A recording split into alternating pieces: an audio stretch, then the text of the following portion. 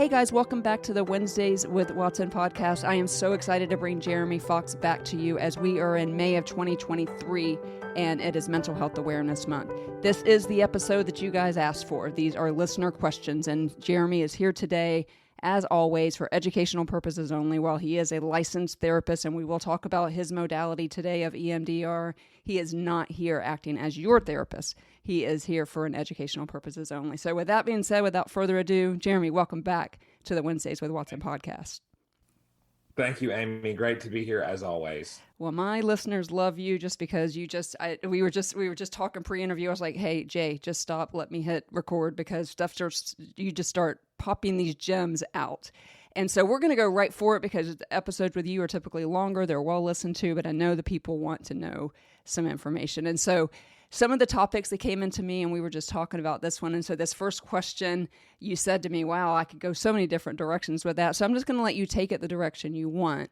One of the questions, listener questions, was, could you ask Jeremy, could you help us understand, because you and I were just talking about this, there's this, and I think you worded it beautifully when you said there's this witch hunt for women it's this, and for men it's narcissism. Everybody's a narcissist. And so one of the most requested questions was, could you help people understand what narcissism is and how to recognize it if they're in a relationship with someone who is a narcissist? Okay, well, absolutely. So what my background allows me to do as a licensed professional counselor is diagnose mental health conditions, right? So narcissistic personality disorder is absolutely a disorder. So it's something that interferes with someone's capacity for interpersonal relationships. That is what a personality disorder is. And I was joking the other day and saying that a personality disorder is such an interesting term, right? It's very labeling.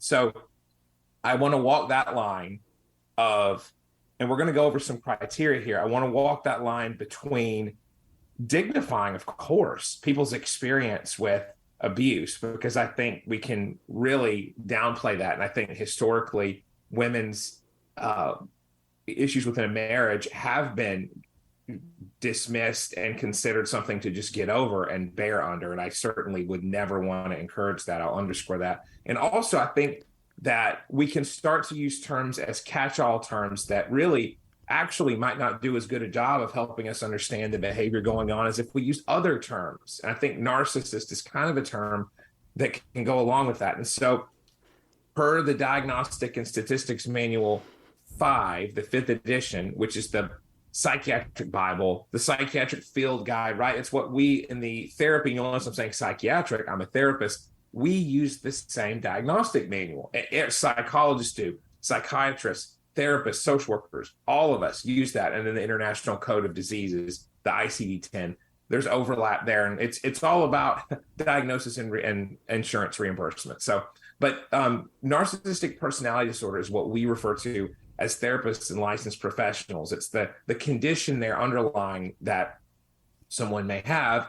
And that's kind of the only standard structured way we can refer to that. And so that involves a grandiose sense of self-importance, right? So exaggerating one's achievements, being expecting to be recognized as superior without even completing achievements. And so that's per the Diagnostic and Stats Manual. People need 5 of these to qualify as having narcissistic personality disorder. So another one would be preoccupied with fantasies of success, power, brilliance, beauty, or perfect love, believing that you're special and can only be understood by others who are special or by special institutions. So prestige, excessive admiration, sense of entitlement, unreasonable expectations, exploitative and taking advantage of others. Okay, so now we hit on one that's very commonly discussed now, and we'll park it there in a minute, but lacking empathy, unwilling to identify with needs of others, envious of others, or believing others are envious of them, arrogant, haughty behavior and attitudes. Okay, so lots to take in, and I encourage everyone, if that was too fast or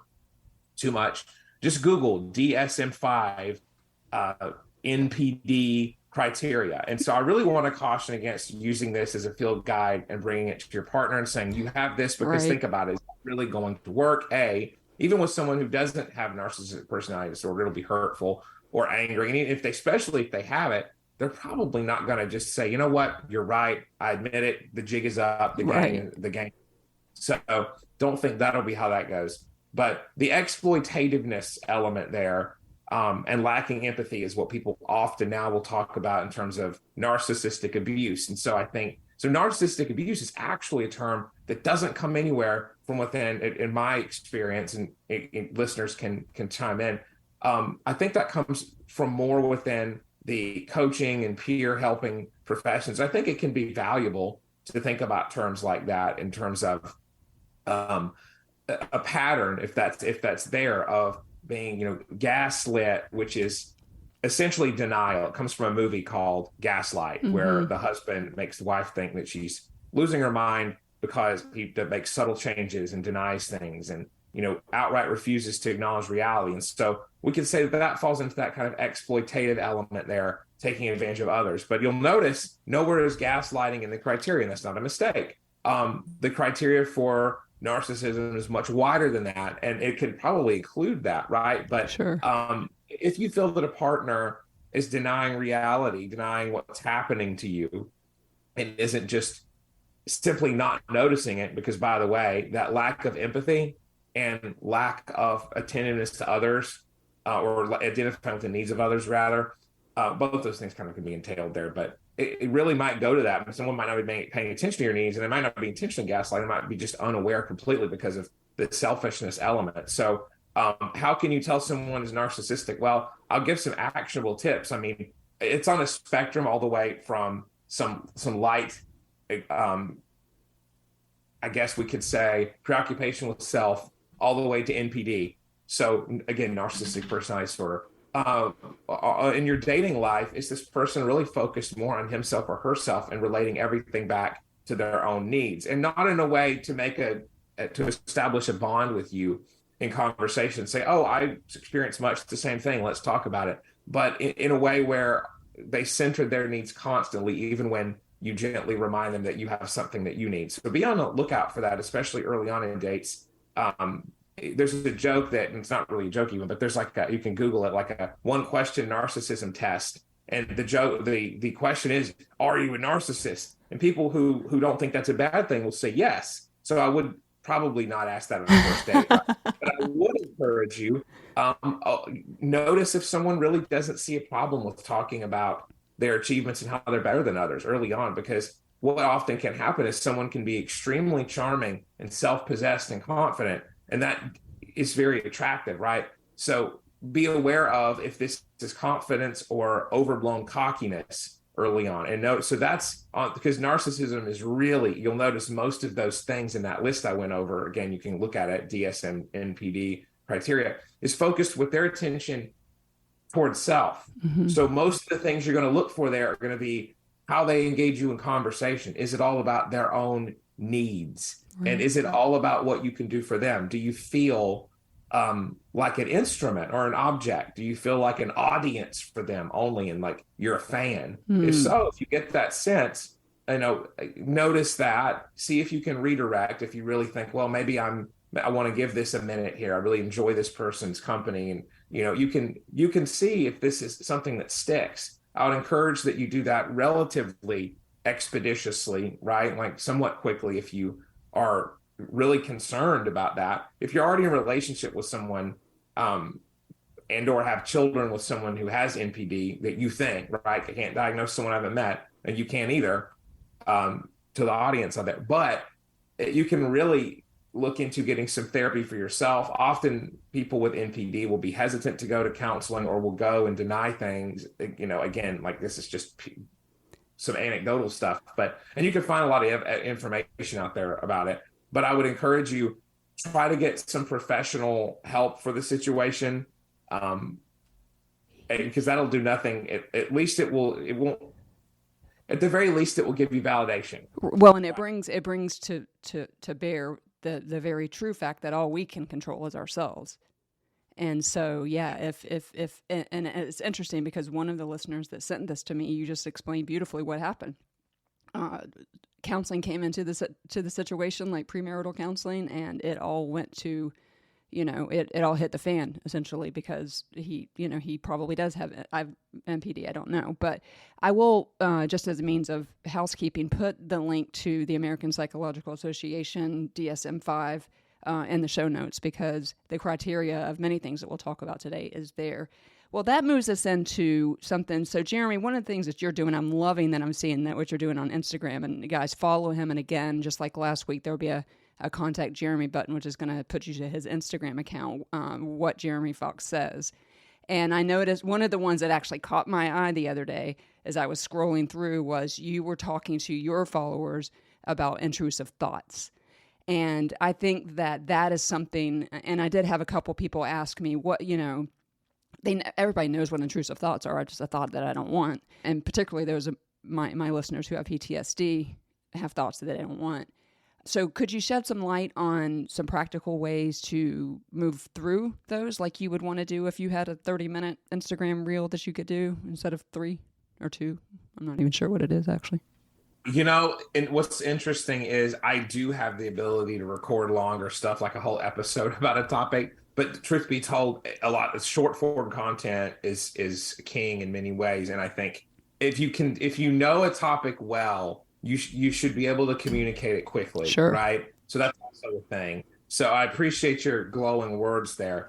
Absolutely. So intrusive thoughts, you're right. I think people do have an idea, if you say it to most people, of what that is. Now, whether that's everyone's on the same page would be an interesting thing to get to, right? Because I actually work with people who have OCD. So people with OCD, like harm OCD or contamination-based OCD, obsessive compulsive disorder, right? We'll talk about the intrusive thought that they need to take a shower, or the intrusive thought, right? That's an obsession, right? So we could say that some people refer to intrusive thoughts as reverse. People refer to obsessions as intrusive thoughts, and they are. So they're intrusive impulses for sure. And they want to respond with compulsions or the rituals, okay? That, take that shower or shake out the thought of XYZ, whatever. That's a very common one, is doing something to remove that. And actually that strengthens the fear of that intrusive thought to like that you might hurt someone, harm OCD, right? The fear of hurting oneself or others. Again, that's very common, a fear of losing control and doing something that you would never do, like harming someone. So I work with clients who have that. And one of the therapies that's best is exposure, response, and prevention, ERP. Now, it's kind of what it sounds like. You're exposed to that thought, okay, that intrusive thought. You don't do anything. You just park your attention on that, ride the anxiety wave upward until it goes down, okay? But and that's so desensitization-based therapies. You'll notice I haven't brought up EMDR yet, which obviously I'm going to. I just did. But there's other therapies that help you to expose yourself to the negative cognitions and then ride them out. So obviously you're not going to do an entire session of that on yourself without a therapist, I hope. Right. So what can you do day to day for intrusive obsessions or intrusive cognitions related to trauma? Well, for one thing, grounding exercises like the 5 things exercise, where you notice different things in your environment, you notice, and there's different, I think, scripts for that, but essentially the gist of that exercise is you notice 5 things you can see, 4 things you can hear, like you count down by the senses, right? But the key element there is to notice what is in your environment that you can touch, taste, smell, hear, see. Yeah. All of those elements there of touch, of the 5 senses. And even you can add on, what are you feeling in your body? That interoceptive sense, which is another sense we don't talk about a lot. It is an inner sense there of noticing what you're feeling in your body, putting your hand on your chest and on your stomach and doing diaphragmatic breathing and focusing on your breath and heart rate. That will help with intrusive thoughts. This is going to take practice, everyone. Just to throw that out there, that's a huge objection. It's like, well, that didn't help right away. Okay. No, it's not going to. I'm going to be completely authentic with you, because you didn't get in terrible intrusive thoughts that were that upsetting all at once. It snowballed out of an initial kernel, and it snowballed into something huge and upsetting and terrorizing. And so intrusive thoughts operate on the logic of thought, which is the logic of presence. And so when not presence like for Christmas, but presence as in being. And so if you say, don't think about a pink elephant, you will think about one. So you can't tell yourself, don't think about me going wild and hurting people I know I'd never hurt. It doesn't work. You're thinking about it. Instead, what are 5 things I can see in this room around me? What are different things I can touch, taste, smell, what, and go from there and use new thoughts, right? Put center and make present. Making it here and now. Yeah. Yes. And I mean, different brain regions are thought to be involved in intrusive thoughts, like the amygdala, which is the brain's fear center, hippocampus, which is a key structure in formation of memories, prefrontal cortex, which is higher order cognitive functions, anterior cingulate cortex. I mean, I could go over and over. So you're not, I don't like the word crazy, but people certainly aren't crazy or mentally ill for having these things. They're human, their brain region, what we would call it, things that are implicated in the brain that happen due to trauma. And trauma is what happened to you. It's not something wrong with you. And OCD can be just different brain regions that are overactive, because people know, like, well, this is a wild thought. I would never do this, or I don't like that I'm thinking like this. And that's good that you can actually recognize it. You can say, well, this is a weird thing coming. Our brains are association engines. And so when we noticed like a high play, there's something called the call of the void. And it's like it's a very heady sounding term, but it's essentially like when you're at a high place and you get the urge to jump off, it's like, well, that's, the brain hates suspense. And so it's like, well, there's this high place, like I could fall off. They're like, wait, you're not suicidal. Don't worry. There's a reason for that. It's like your brain is calculating and thinking of different things that could happen at this point. It's like a natural our brain fills in the blank. Yeah. Yeah, that's so good. So much to unpack there, but I think the most important takeaway that you is identifying them is half the battle, and particularly for the trauma related intrusive thoughts or flashbacks or whatever, like sometimes the most random thing, I get them at the most random times, and I almost like shake my head like etch a sketch like that. But that list, that 5 senses thing or listing. But you said something there that I just I'm gonna just say what I'm gonna say, and then we're gonna move on, because I want my listeners to hear this. You said something really interesting there. You said when you get the intrusive thought, and I had not thought of intrusive thoughts by way of OCD or obsessive compulsive disorder. I thought more trauma and intrusive thoughts because that's my context. But you said, but you encourage the listeners to ride the wave of anxiety, and don't, like you said, I can't think about that. I can't think about that. Well, that's all you're going to be thinking about. And then your body is answering those signals too. And so to sit there and go, no one, and maybe I'm wrong about this, but no one that I know ever died of an anxiety attack, even though you feel like you're going to. If you are committed to that healing and you can ride that wave of that intrusive thought, then that's when real healing can come by way of various therapies, and we're going to talk about EMDR, like you said, in a minute. But I wanted to just highlight that, because we are wired to not want pain, and so we're going. That's why we have drug abuse. That's why we have all the things. That's why we run. That's why we do things, because we don't like pain, right? Yes.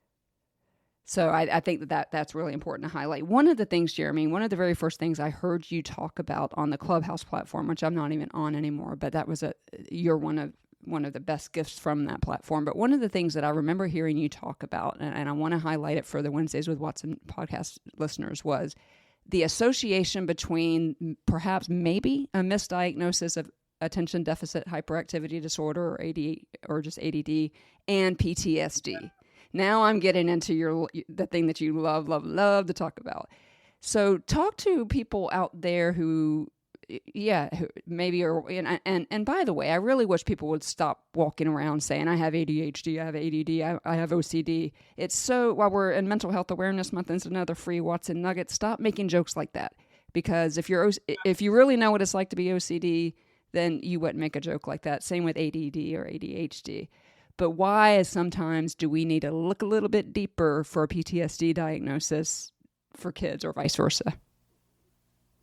Yeah, absolutely. So one of the biggest things to do is take your child to someone who's qualified. And I know the waiting lists now are very prohibitive for that. But the reason is, so PTSD is going to be generated by a key event where someone either encountered a brush with death or saw it happen to someone else or had some massive bodily harm perpetrated or witnessed it. What you get the idea. So there will be a triggering event for PTSD, and feeling states, okay, will be active in that person when there's a cue, reminder, or trigger. So, and we were talking about senses, okay? So the negative way that traumatic reminders intrude on our senses is someone smells or sees or is touched in a way that reminds them of a horrible event, and then they go into that, and there's a fight or flight response. And so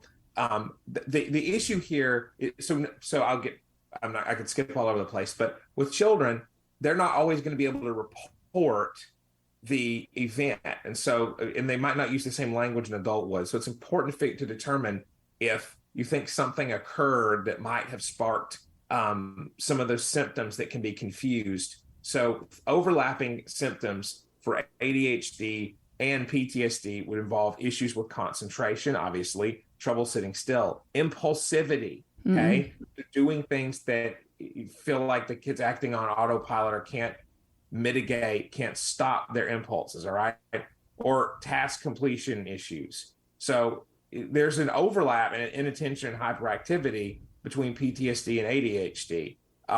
There's a 2012 study in the Journal of Psychiatric Research that says that. So, and there's some similar structure and brain alterations in ADHD and PTSD. So prefrontal cortex, limbic system,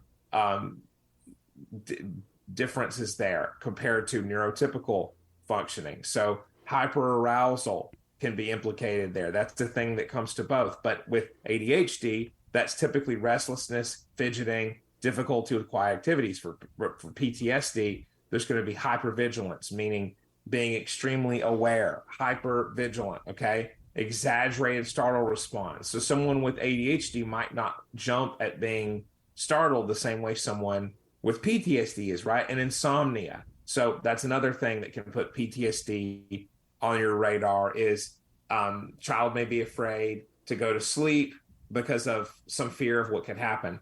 So there's going to be a fine line there in diagnosis. Yeah. And so the way that we can tell these things apart is going to be through questioning. And the older the kid gets, or if this is an adult, then obviously you're going to be able to explore more and have some abstract thinking and determine, was this kicked off by something?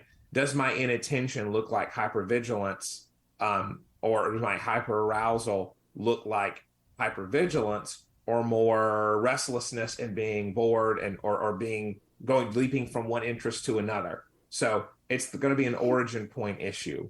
And Joel Nigg, N-I-G-G, is a really great expert on ADHD. He's got a book called Getting Ahead of ADHD. I highly recommend that. A lot of my info that I got back then on Clubhouse and was referring to is from him. He's got articles out there. He's ADHD and emotional trauma is one of his works that I would refer people to. We'll put that in the show notes. I remember when I heard you say it originally, it was a little bit groundbreaking for me because I was never, as a child, labeled any of those things. And now I'm a little bit older than when it kind of became sexy to diagnose that. But nor did I have any of the, like you said, that we need to go back to the origin point. And of course, I didn't tell anybody. And I struggled with math, for example. And so I think that is worth exploring for parents out there. And like you said, for adults, you can ask them, did something trigger this? Because you may in fact have PTSD and not ADHD, and they're treated differently, right? Yes.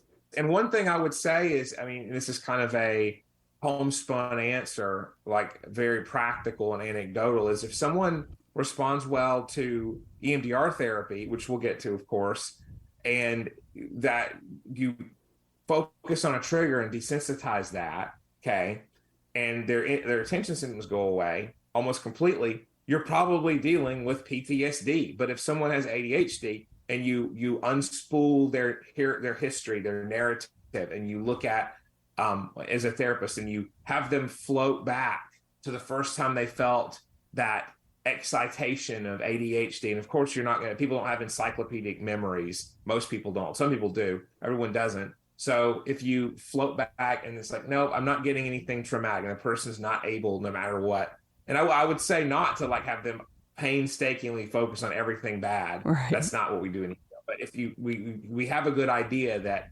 after careful clinical analysis, there's not an abusive or life and death situation that occurred that launched this, you're likely dealing with ADHD. But EMDR therapy, when you desensitize through EMDR, those targets that keep that hypervigilance, that constant need to stay aware of the present, which can get in the way of deep work or deep focus.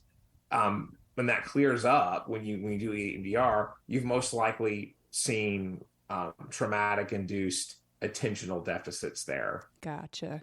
Yeah, and we are definitely going to talk about EMDR when I kind of end with that somewhat. And we've talked about it quite a few times on this podcast. One question I got that I could actually, oh gosh, what's the word I'm looking for? I could relate to this question is somebody sent in this question is like, how can we explain to our families that there's certain things that we just can't do because we have PTSD? And this actually recently just happened to me, and I had a family member say to me, Amy, you're not a victim. And I was like, whoa, I was just saying that I made this decision based on some things that have happened in my past. And so I need to protect myself because I have PTSD. And my family member just was just like, it's almost like, and I've heard this from many people, they just want us to move on. Right. And they don't understand that nobody wants to move on more than we do. Nobody on this planet wants to move on more than a trauma survivor. But it's not quite that easy. So the question that came in was, how do we talk to our families about this? Like if we had cancer, they would have all of the mercy and grace for us in the world. But we have PTSD and we need to just move on. So that was a question from a listener and from me, actually. Well, I love that, and I really want to give it my best. Is there any kind of a hint of an example I could get, because that's going to determine my answer. Absolutely. I'll give you my example. Yeah, so I'll give you my example. So when COVID hit, I thought I was going to lose my business, and I kind of actually was not on any medication until COVID hit, and it triggered for me Maslow's hierarchy of needs. Like for listeners, for those of you, that's basic stuff like food, water, shelter. I freaked out. I had no reason to freak out. I had a job. I have a master's degree. It was not logical for me to freak out, but I freaked out. And so made a series of decisions, including going back to school to get my doctorate degree so that I had a future that was not connected to a business that COVID could have killed, but didn't. Thank you, Jesus. And so I was sharing this with a family member that I made these series of events, and this one of the decisions that I made, this person didn't like. And so I said, I know what it's like to not be able to eat. I know what it's like to have no power. I know what it's like to this. I know what it's that. So I made these series of decisions for that reason. You're not a victim here. That's laughable that you would think that you're never going to eat or that you wouldn't have a roof over your head. So if whoever sent me that question is experiencing that, let me tell you, that was and is incredibly painful to have to have that fear called laughable. And so we have some very real fears, and mine is food and water and shelter, that most people don't understand. And for it to be called laughable was just so painful. And so this wasn't originally my question. Somebody else sent it in. But I'm guessing it's stuff like that. Like I can't go to that NASCAR race because the sounds, if there's a wreck, I was in a car accident, or that, if it backfires, a gunshot might trigger me. I can't do some things because they trigger my PTSD. And most family members are like, screw it, move on. You're weak, move on. How do we just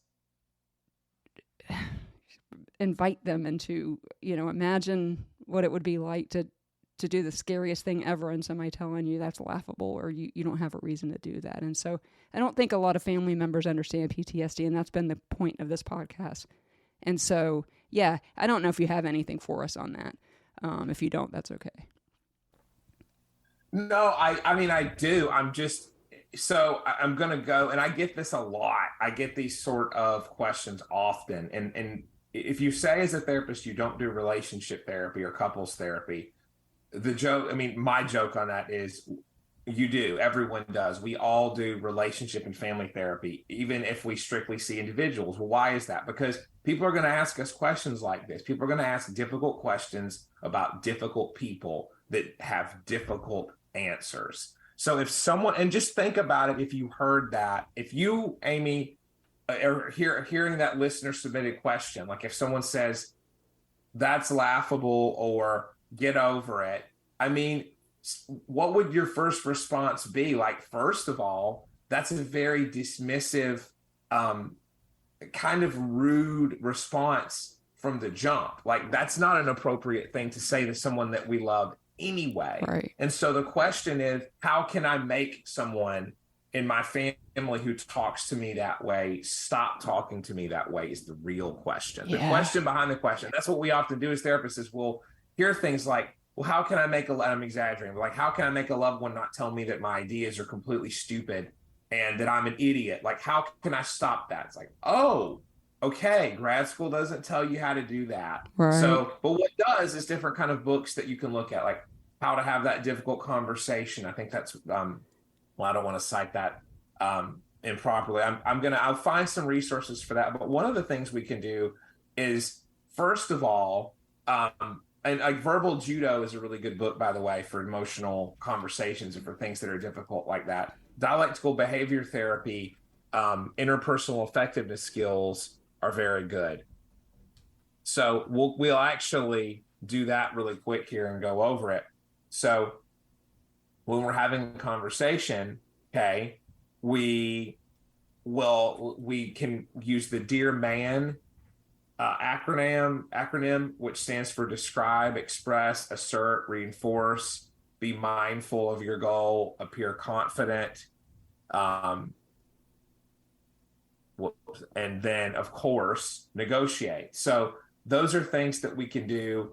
And again, we can add a list at the end of the podcast, but describe what is bothering you. Like, I have a condition that I'm working through, and hopefully you are. That's a big thing, is you can actually desensitize a lot of the triggers. Now, it might take time, and I'm not telling you go fix yourself for your family. First of all, I wouldn't refer to people as broken or fixing. Second of all, I think that any healing should come from a motivation for your own enrichment of life, right? So I don't want people to have to live with their triggers. I mean, that's very burdensome. But describe that was something that you want to talk about, like describe the facts of what occurred in that communication with your relative, okay?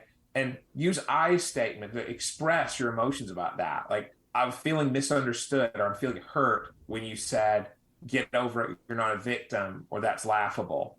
And then you can assert, you can clearly state what you want. Like, I would prefer for you to not refer to my needs right now as laughable or XYZ. And then reinforce. So reward the other person, or explain, like, I'll be glad to go with you to this other event, or I'd love to join you for this. That might be more of a thing when negotiating with family. Yeah. Right. Is offering to go in and do something. I mean, when it's something related to communication, like your own preferences, then the reinforcement is really that you'll continue to be around that person, or maintain the same status quo, the same status in your relationship, whether that's with your mother, your friend, right, your father, whatever. Be mindful. So if someone throws in their experiences that they've had, or, I've had trauma too, and I don't let it rule my life, or something else toxic like that, you say, well, right now we're talking about this issue that I'm having, and I really respect your concerns, but I would love for you to understand this about my condition. So, appear confident, that's huge. So be able to calmly explain what you're expecting. And that, again, it can be helpful to talk with a therapist or a friend that's, I say that very cautiously, because all friends are not equally mature in being able to talk about this stuff. But you can workshop it, you can role play it, you can talk about it. And because if it's someone who's regularly dismissive, then you're going to be doing a lot of emotional control and expectation management with yourself, because you're going to be aware, like, I can't stop this person from reacting poorly. All I can do is say what my expectations are and stick to them. Yeah. Okay. But then negotiate, be willing to listen to someone else's side and even get outside your comfort zone a little bit if clinically indicated, and it won't cause you to decompensate. And if you think that it's possible, again, all that stuff, I'm not giving clinical advice here. I'm not telling you to go against and do desensitization on yourself with your family or friends, but negotiate on certain things if that would be helpful. Like, wherever that might be, it certainly might not be exposing yourself to flashback triggers, nor would I expect that or advise it. But anything that's negotiable, like doing something your friend wants to do besides whatever would evoke your flashback. There you go. That's a good example. Yeah. So as far as that's a great example.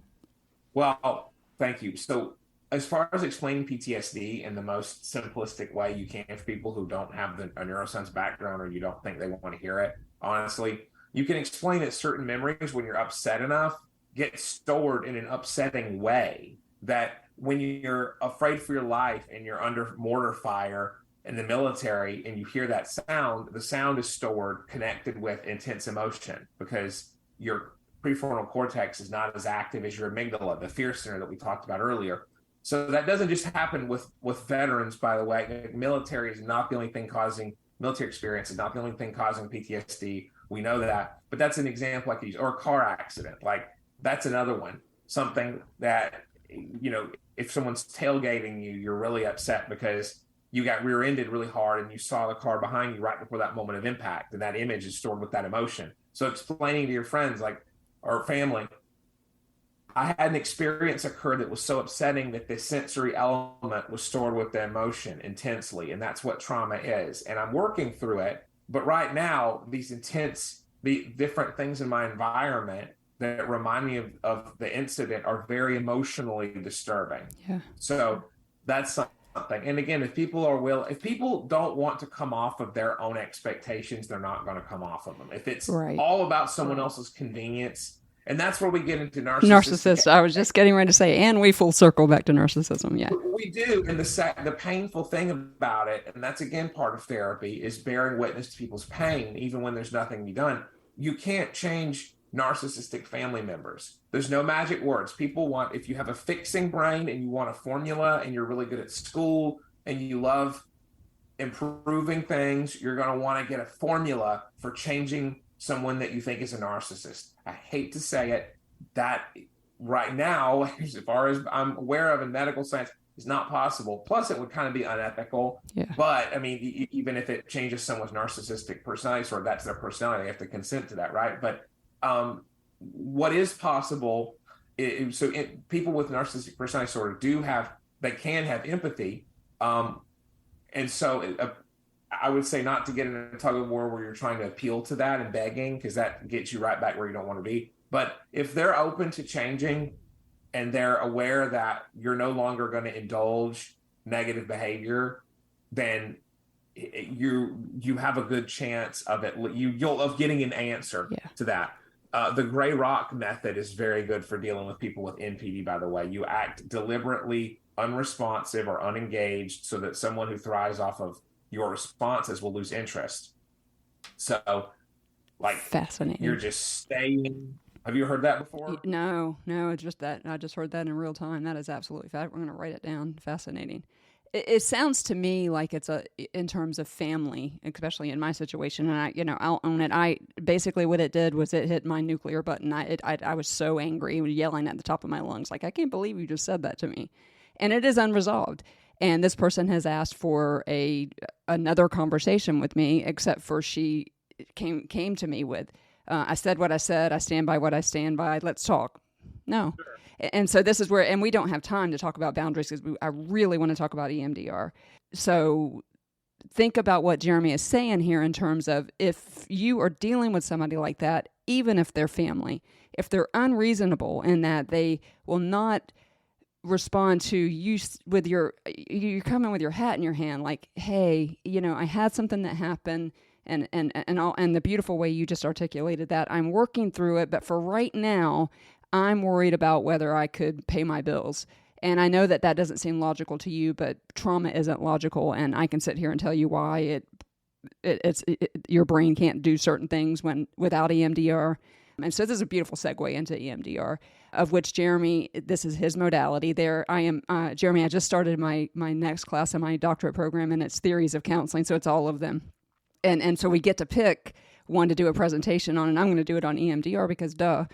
But I'll learn all of these different ones. And so, but Jeremy is in the Atlanta, Georgia area. Again, his contact information will be there. I don't know if he's taken new patients, but he's an exceptional therapist. And so EMDR, a lot of people put some mystical stuff with it. Like, are they trying to take control of your brain, or actually what's going on? And so this was a modality that was really created by mistake by Francine Shapiro, who was having a distressing moment in her life. I think it was a cancer diagnosis or something, and you might be able to correct me on that, Jeremy. But was in a park and in New York, I believe, and noticed when she looked to her right or to her left with birds, their wings flapping, that the intensity of the emotion that she was feeling was not as bad, because she was engaging both sides of her brain. So I kind of set that up just a little bit because I want to use your time for the stuff that I can't tell them. And so for PTSD, exposure therapy is the gold standard, I think, anyway. And EMDR is a safe place to desensitize the memory, because it essentially is exposure therapy. We're being asked to go back to the traumatic memory and then processing it to desensitize it. And that's where you come in to tell us how that happens. So cool. Yeah, there's multiple different theories for how that works, right? So the working memory hypothesis has a lot of traction now. And there's some really cool research on that out there if anyone's interested. So the same way that you have a computer open with multiple tabs, and when you do that, and you try to play a YouTube video, it goes slower or lags when you have the memory of your computer bound up in all of that open information. EMDR works a similar principle of what we would working memory taxation. So you're taxing or straining someone's ability to pay attention. So it's funny because we're talking about ADHD. So right. We're inducing a bit of a sense of we're dividing attention. So EMDR therapy refers to the entire model from treatment planning to reevaluation, where we ask about a target and see if there's any more emotional valence, or big fancy word for emotional vividness there involved. So what people mostly think of, and what we talk about a lot that's got the mystique behind it, is phase 4 reprocessing, desensitization, where we have a client bring up via a series of questions, what are they noticing? What's the cognition? What are the emotions there? All that stuff connected to a traumatic memory. Okay, what makes it traumatic is that fight or flight response being active, and the way the memory was stored is state dependent, is really with that emotion attached, right? So getting a memory like that and dialing it up, I call it, as activating it, is what is another good term that my trainer friends in EMDR use. And having someone watch our hand go back and forth while our face is off the camera, if it's remote or in person, doing hand gesture, doing bilateral side-to-side hand movement, to strain that ability to fully notice that emotion, right? So we're constantly titrating in, like an IV, the present in the form of hand motion, or these really cool hand buzzers that are tactile and keep someone in the present by vibrating their hand and telling them you're here, you're safe, while you're thinking of this memory. So we do that with the client until the memory goes from whatever score it is to a 0 in the subjective units of distress or disturbance, SUD. And we have the person, we constantly check in after what we call sets of bilateral. Yeah. So we're processing that memory with someone.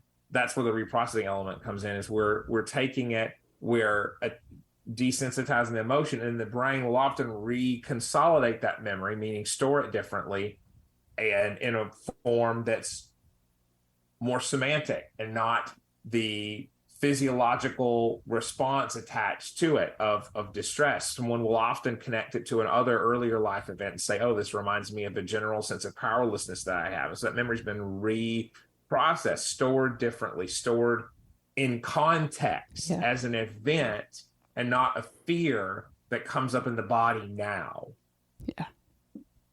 And so, my doctor says, and he's so right about this, is that EMDR takes the uber pain out of the memory. And so, like, when I think of the very first thing we reprocess, the very first memory we reprocess, and listeners, I want you to know it's so cool because you set there's a safe vision there's a safe picture in your mind. There's all kinds of parameters to keep you safe, right? Because you're talking about something not.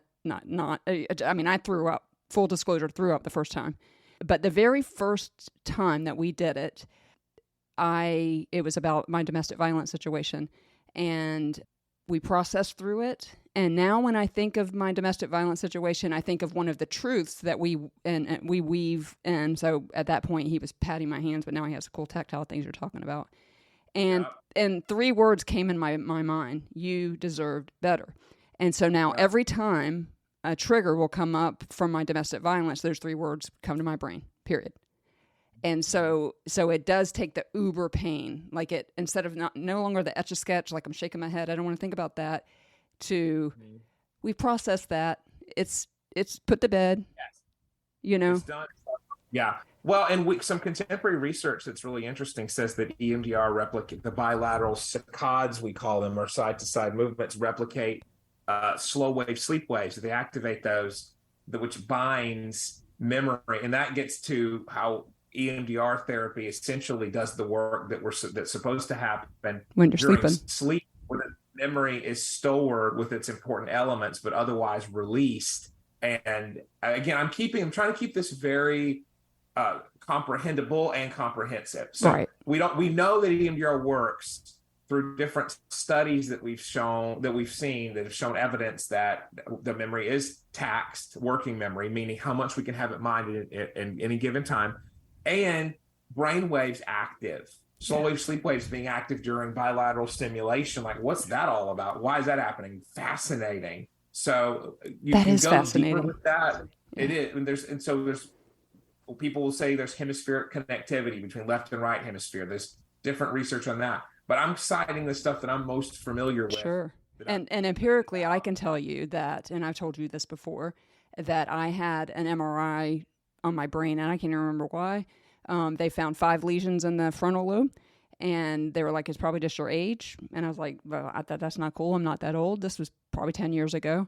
And but they said, come back in 6 months. We'll make sure that it's nothing. Well, I went to my psychologist, Dr. Pettit. I was like, game on. Like, let's pick up the intensity of EMDR and let's see if this MRI will change. And, I had 9 of them, and 5 of them disappeared with EMDR. And so so it is very difficult on a podcast to talk about. I will be talking about it a lot in the coming season as it is something that I'm probably going to end up, my dissertation topic might be EMDR related-ish.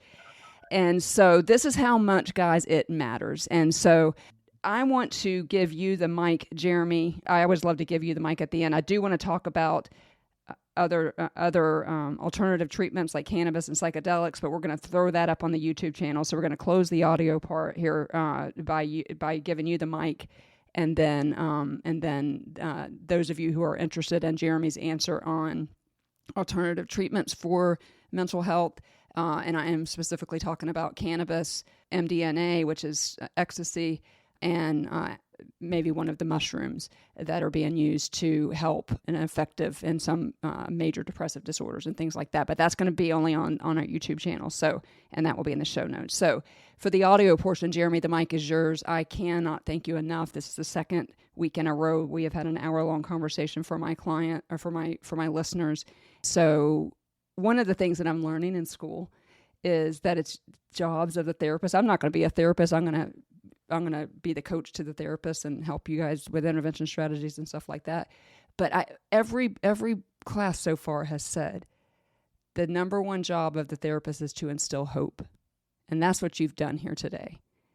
And so the mic is yours, but I wanted to throw that in there because there is hope, guys.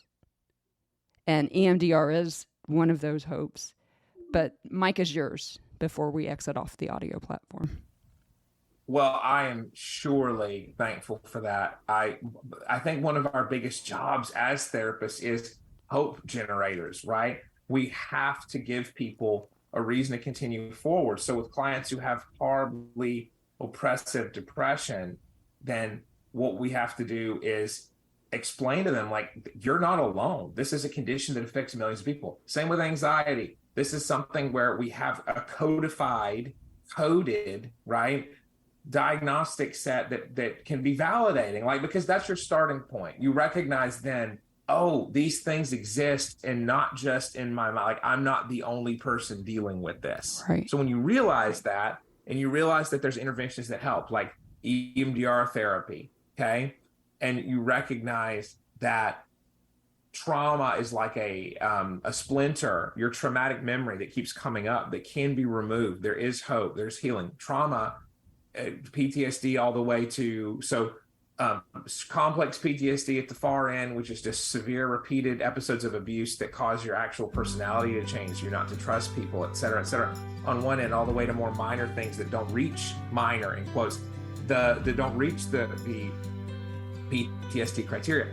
All of that is treatable through desensitization and reprocessing, and people realize that, right? It's so powerful, and I want listeners to know there are answers for so many conditions now. We talked about OCD, which can be extremely